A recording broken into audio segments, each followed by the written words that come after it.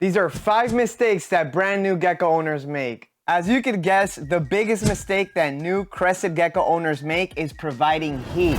You do not want to provide heat for your crested geckos or New Caledonian geckos. Heat is actually a killer because it dehydrates them very quickly and they can tolerate the cold a lot better than they can tolerate the heat. So make sure you get this heat bulb off of them and keep them at room temperature.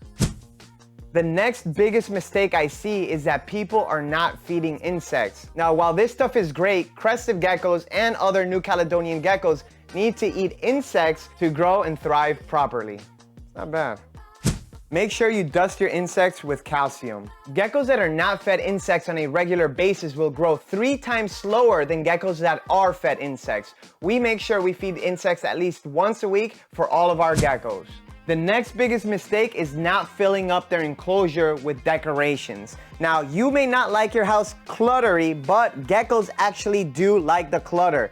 These guys, as you can see, I have plenty of different planes for them to sit on and hide in. Let's see if we find the girl here. So this is one of our gargoyle geckos. Gargoyle geckos, along with most other nocturnal species of geckos, find comfort in being able to hide and not being in plain sight. If you have a bare enclosure with none of this here, just a lay box or just one little hide and a couple branches, the gecko is gonna feel very exposed and it's going to end up not thriving for you. You want the animal to be able to disappear into the enclosure. That way it feels safe. If the gecko can't see you, it's feeling safe. It feels like it's not going to be eaten by a predator. The next biggest mistake I see people make is not buying from reputable breeders. Now, a breeder is going to be your lifeline. If something ever happens to your gecko, you could always go back to your breeder and ask them a question, or you should be able to at least. Make sure you get the contact information of the breeder. Make sure you research the breeder beforehand and figure out if this is a person you want to do business with, because good breeders aren't just going to focus on the color and pattern. They're going to focus on the structure and overall health of the animal. Now, that is very important because you don't want to get an animal that down the line isn't going to thrive for you. All right, so this last mistake that I see everybody make is they go to Reddit or Facebook groups for advice, and while most people have good intentions in telling you what to do on these social medias, most of the time they're telling you the wrong thing, or they just don't know any better and they're misguiding you. If you have any questions, go back to your breeder. It kind of goes hand in hand with our last point.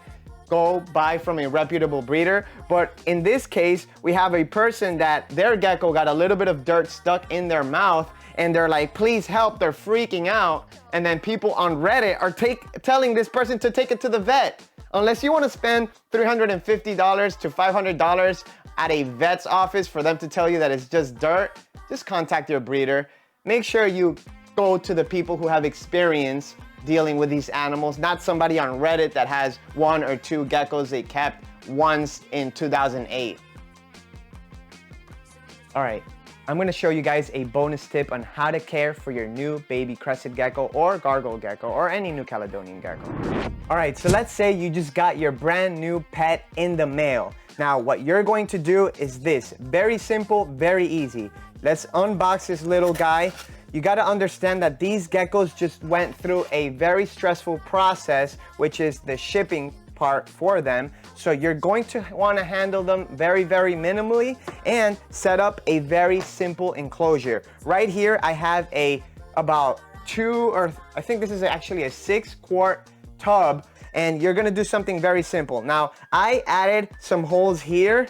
You don't necessarily have to do this, but keep this in mind that this is gonna add extra ventilation. Now, for the first 2 to 3 months, this is exactly how I want you to keep your gecko. It's very, very simple. You're gonna grab a paper towel. You're gonna put a paper towel down as the substrate. The reason why we want a paper towel, because it's very sterile, it's very clean, and it's gonna be easy for you to find poop if the gecko goes to the bathroom here, versus your big, elaborate, beautiful enclosure with dirt and moss and mulch. It might be a little bit harder to find poop from a little baby gecko in that enclosure. So this is how we're gonna keep it at first, just to make sure that everything is rolling how it should be. Okay, so after that, after we put this paper towel, we're gonna add some egg crates. Now, I love egg crates because it's cheap and it covers every single need that the gecko has. It covers its need to climb and to hide, which are the most important needs.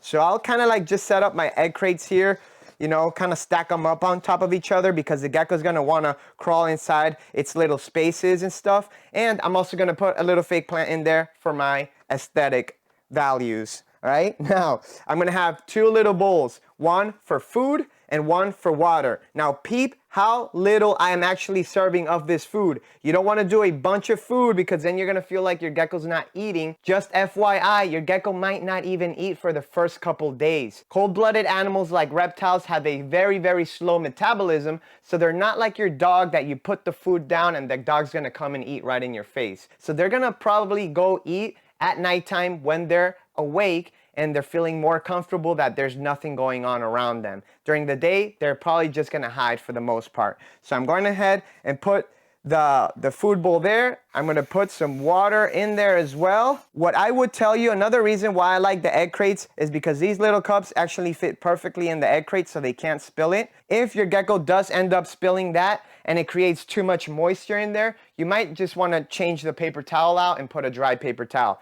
Humidity is very important for geckos, but one of the biggest mistakes I see people make is actually misting this thing way too often. Now keep in mind, a tub like this has very little ventilation, so it holds humidity very, very well. So that means that you're not going to miss this every single day like the people on Facebook tell you, because then you're gonna end up killing your gecko. It's gonna give them a bacterial infection, too much humidity, not good. So we're gonna spray this just like this, once every other week. Now that you sprayed the enclosure once every other week, because this lacks a lot of ventilation and you have a water bowl, your gecko should be fine. If in one day, maybe you live in Arizona or in a place that is super, super dry, if in one day it's completely dry, then you might have to do this once a day. But you gotta gauge it by your area and your setup, right? Here in Florida, where I am, I'll miss this once a week and it'll be totally fine and I don't have to mist it again till the next week. And as long as I have my water bowl there, there's no reason why my gecko should dehydrate. Now that we have our little gecko here, it's time to put him in its enclosure and forget about him for about a week. Of course, we're gonna do the food changes, but I'm not gonna clean the enclosure, I'm not gonna touch him, I'm not gonna do anything. I'm going to let him settle in his own time. Little guy here, we just got him. He's went through a shipment, so he might be a little stressed out.